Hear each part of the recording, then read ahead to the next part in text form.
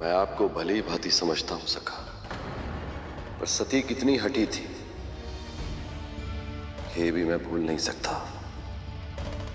मेरे बार बार मना करने के उपरांत भी मेरे सुझावों को मानना तो दूर, उन्होंने सुना तक नहीं और ना ही समझा बिना बुलाए कहीं जाना नहीं चाहिए। इसीलिए मैं आपके साथ जाने के लिए हट नहीं करूंगी। आप मुझे भी मत रोकिए। यदि मैं उन्हें रोक रहा था, कोई ना कोई कारण अवश्य था। इसीलिए सत्य तो यह है कि उस अभूतपूर्व हट का कोई भी अंश अब भी उनमें शेष है, तो मेरा और उनका साथ संभव नहीं है।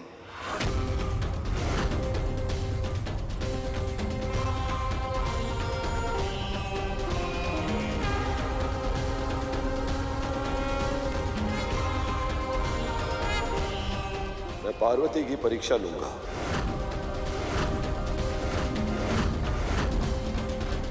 यदि वो उसमें सफल हो तो ही मैं उनसे विवाह करूंगा।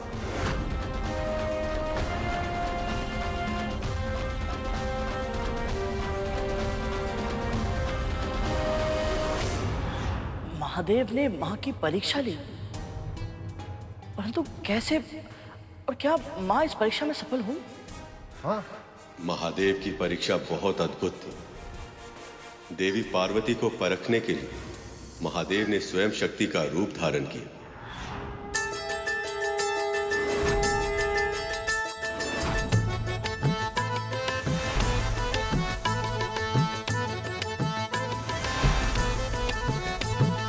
सुनो सुनो सुनो सुनो सुनो सुनो सुनो कथा ये महान, हरि और शिव का जिसमें गुणगान, भक्तों की भक्ति को देते हैं मान, महिमा से अपनी करे है कल्याण। सुनो सुनो सुनो कथा ये महान, हरि और शिव का जिसमें गुणगान।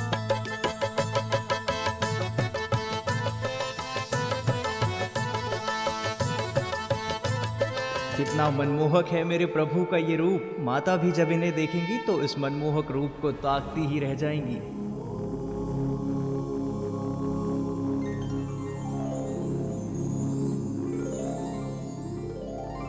सब और जो है और कहीं नहीं, जो मन में है वो नारायण, जो मन में है वो नारायण।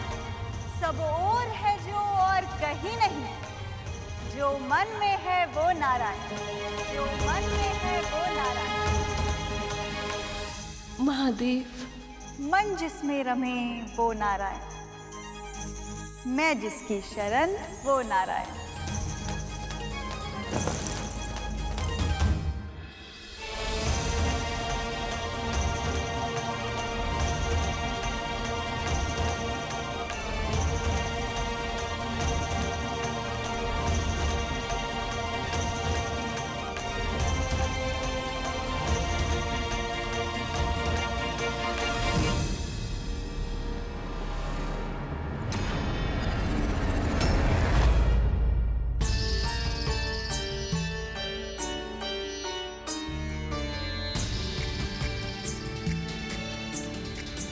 स्थिर अस्थिर का भेद नहीं, जो महाशिला है वही एक तत्व है, सर्वव्यापी है, एक गुण है, एक रूप है नारायण। पर मुझे तो महादेव की उपस्थिति का आभास हुआ था। ये तो साधारण जोगन है, पर यदि महादेव यहाँ नहीं है तो मुझे उनकी उपस्थिति का आभास क्यों हो रहा है? आपका आभास उचित है देवी, मैं आपके समीप हूं, किंतु आपकी परीक्षा लेने हेतु मुझे अपना वास्तविक रूप आपसे छुपाना पड़ा। आपके मन की दशा मुझसे छिपी नहीं है पार्वती। मुझे पाने की आशा में सुख का और मुझे ना पाकर दुख का जो अनुभव आपने किया है, आपकी आंखों में उसकी छाया देख पा रहा हूं मैं। आपका कष्ट मुझे भी पीड़ा देता है देवी, पर यह परीक्षा तो मुझे लेनी ही पड़ेगी। और मुख के भाव इतने स्नेहमयी हैं जैसे कोई बहुत ही अपना कुछ कहना चाहता हो। आपकी आंखों में ये नमी क्यों है?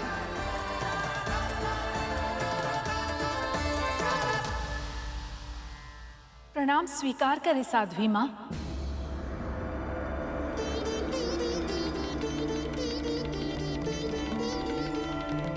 रुको।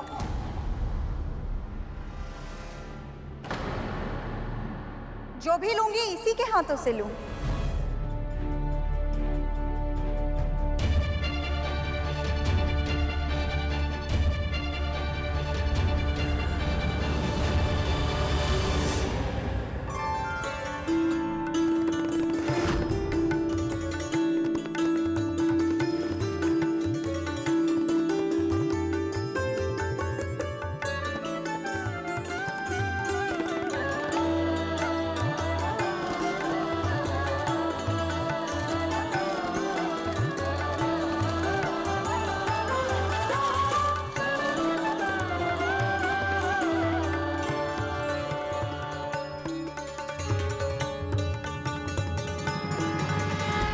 कौन है साध्वी? आपको देखकर हर पल एक ही साथ इतनी शांति, इतनी व्याकुलता क्यों अनुभव हो रही है मुझे?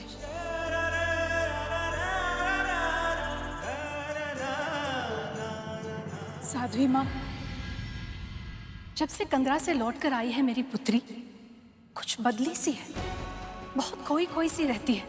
इसके मन में विचारों का कौन सा झांझावात उमड़ता रहता है, कुछ समझ में नहीं आता। इसकी बहुत चिंता हो रही है मुझे। जिसकी चिंतन से सब चिंता मुक्त हो जाते हैं, उसकी चिंता कर रही हैं देवी। लगता है आप भूल रही हैं कि आपकी पुत्री कौन है और पृथ्वी पे इसका जन्म किस उद्देश्य के लिए हुआ है।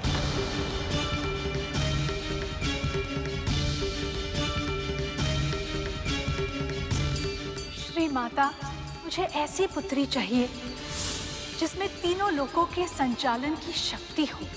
अर्थात आप दोनों मुझे ही अपनी पुत्री के रूप में प्राप्त करना चाहते हैं। आप कौन है साध्वी माँ? और ये सब कैसे जानती है? नारायण की कृपा है, नारायण का ज्ञान है, नारायण की इच्छा है, नारायण का आवाहन।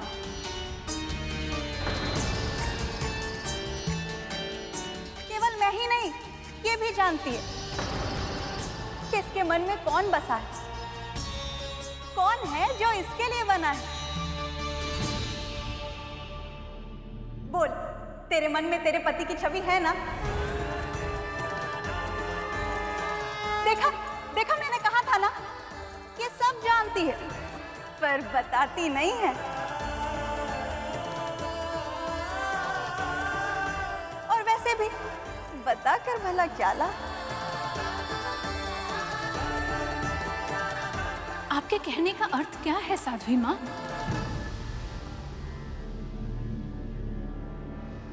इसको इसका पति सरलता से नहीं मिलेगा।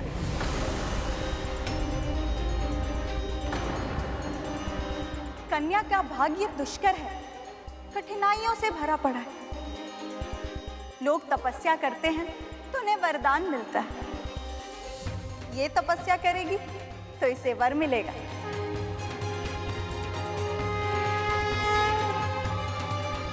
यदि इसकी तपस्या से वो प्रसन्न हो गए, जो इसके हृदय में बसे, तभी इसका विवाह संभव हो पाएगा। मेरा काम था सुझाव देना, सो मैंने दे दिया। अब मैं चलती हूँ। जो मन में बसे वो नारायण, मैं जिसकी शरण वो नारायण। जो है भी और नहीं भी, जो मन में बसे वो नारायण।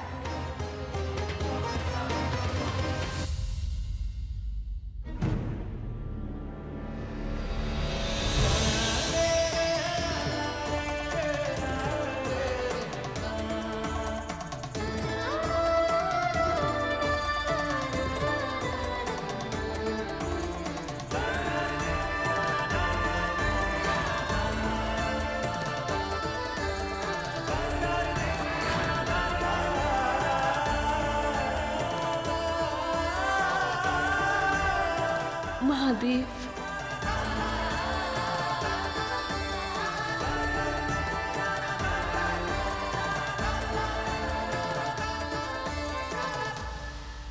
इस तरह महादेव ने देवी पार्वती को मार्ग दिखाया।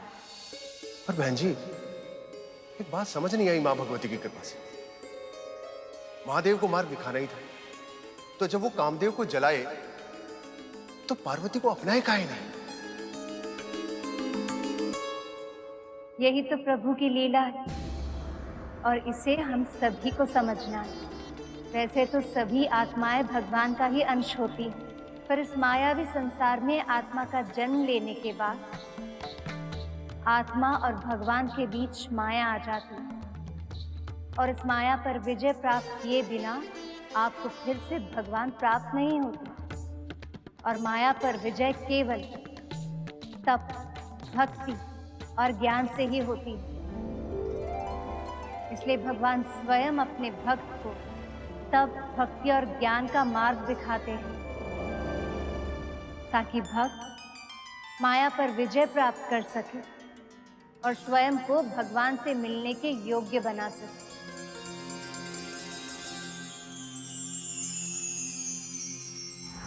जया विजया, तुम्हारी सखी पार्वती कहाँ है? जब से वो साध्वी गई है, पार्वती अपने कक्ष में ही है महारानी जी। उन्होंने हमें कुछ बताया भी नहीं और तब से अपने कक्ष से भी बाहर नहीं आई है।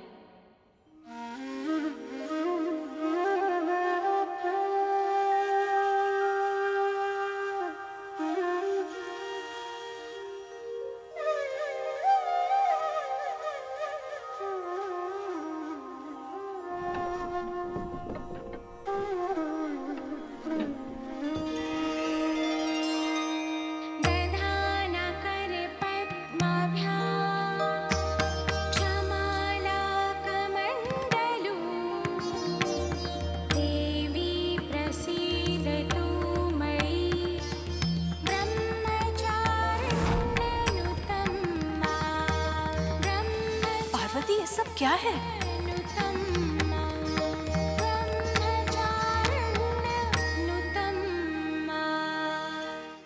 पार्वती, ये सब क्या है? प्रयास है माँ। साध्वी के सुझाव का पालन करने का प्रयास करूंगी। जिनकी छवि मेरे मन में बसी है, उन्हें पाने के लिए मैं तपस्या करूंगी। कल्याण हो सुपुत्री। ईश्वर करे तुम अपने उद्देश्य में सफल हो। पर तुम राजकुमारी हो पार्वती, इतनी कड़ी तपस्या कैसे कर पाओगी? महल के बाहर का वातावरण, कठोर ऋतुएं जब तुम्हारे कोमल तन पर अत्याचार करेंगी तो कैसे सहोगी तुम? दृढ़ निश्चय के सामने बड़ी बड़ी बाधाएं भी हार जाती हैं माँ। आप चिंता मत कीजिए। कैसे चिंता ना करूं मैं? आप ही समझाइए ना इसे। तारकासुर का आतंक इतना बढ़ गया है और ऐसे में मेरी सुकुमारी पुत्री अकेले इतना भीषण तप कैसे करेगी? मेरा निश्चय अटल है माँ। आशीर्वाद दीजिए।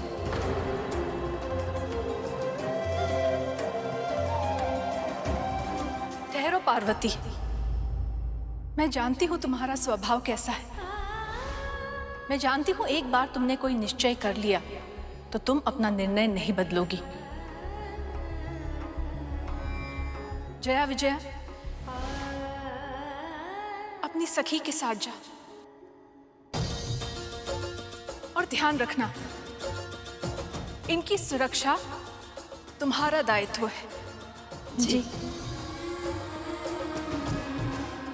माँ का प्रेम भी कितना अद्भुत होता है। आप मेरी सुरक्षा के लिए चिंतित हैं माँ, ये जानते हुए भी कि महादेव की तप में मेरा कुछ अहित नहीं हो सकता।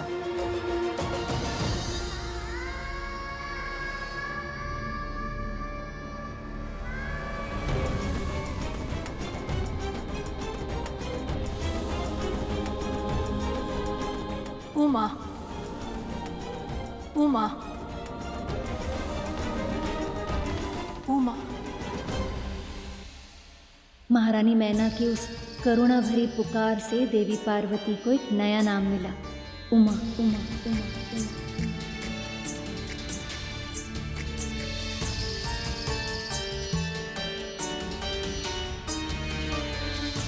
ठहरो जया विजय, ये स्थान उत्तम है,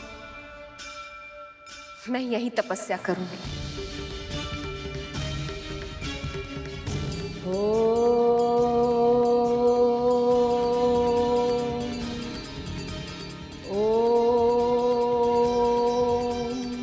फिर शीघ्र ही एक ओर देवी पार्वती अपनी तपस्या में लीन हुई और दूसरी ओर महादेव भी अपनी समाधि के संसार में लौट गए।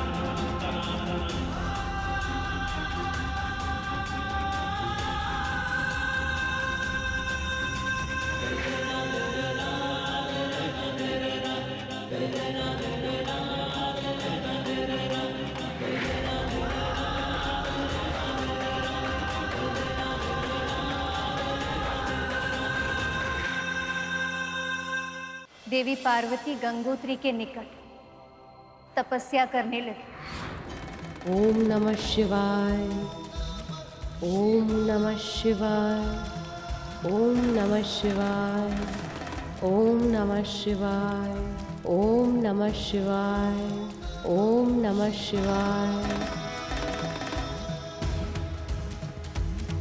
ओम नमः शिवाय, ओम नमः शिवाय, ओम नमः शिवाय, ओम नमः शिवाय,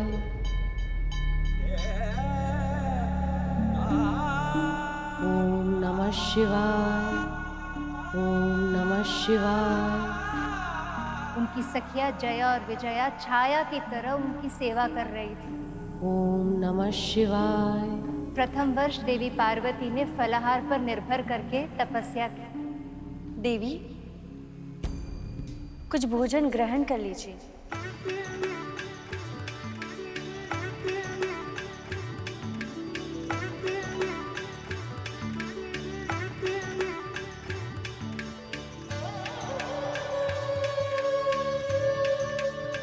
फिर दूसरे वर्ष उन्होंने फलों का त्याग किया और केवल पत्ते खाकर वो तपस्या करने लगे।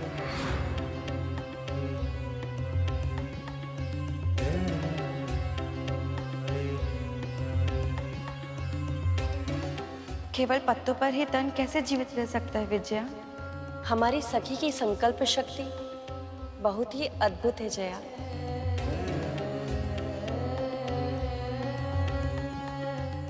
किंतु कुछ समय बाद उन्होंने पत्ते अर्थात पर्ण का भी त्याग कर दिया और इसी कारण उन्हें नया नाम मिला, अपर्णा। ओम नमः शिवाय, ओम नमः शिवाय, ओम। वर्ष बीत गए किंतु देवी पार्वती का संकल्प नहीं बदला। समय के साथ शिव जी के लिए उनका प्रेम और बढ़ता गया, किंतु सभी देवी और देवताओं को भय ये था कि ये शिव जी की परीक्षा है, जिसे पूर्ण होते होते सहस्त्र वर्ष भी लग सकते हैं। तो क्या देवी पार्वती का प्रेम इतना दृढ़ था और क्या उनमें इतना समय प्रतीक्षा करने का संयम था? देवी पार्वती, आपकी असली परीक्षा तो अब आरंभ होगी, जब मैं स्वयं आऊंगा आपकी परीक्षा लेने।